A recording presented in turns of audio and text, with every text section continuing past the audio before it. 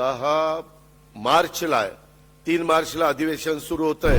माणिकराव, आता आपण सगळेजण 5 वर्षाच्या करता हे सरकार सत्तेवर आलेलं आहे.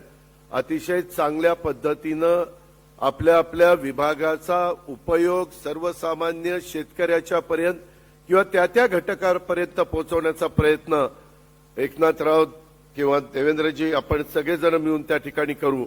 तुम्ही पण ऍग्रीकल्चर डिपार्टमेंटमध्ये मी मगाशीच राजूदादाला आणि आमच्या नलवड्यांना सांगितलं किंवा तुम्ही नोट तयार करून द्या.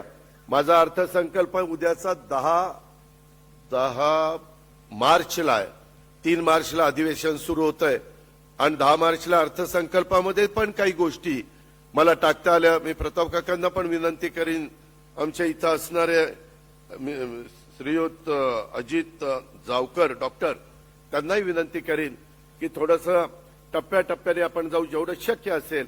साधारण राज्याची आर्थिक परिस्थिती लक्षामध्ये घेता इथं जे बदल होणार आहेत त्याचा फायदा महाराष्ट्रातल्या सगळ्या शेतकऱ्यांना होणार आहे. आणि म्हणून आम्ही पंकजाताई, माणिकराव, आम्ही सगळेच जण त्यामध्ये बारकाईनं त्या ठिकाणी लक्ष घालू.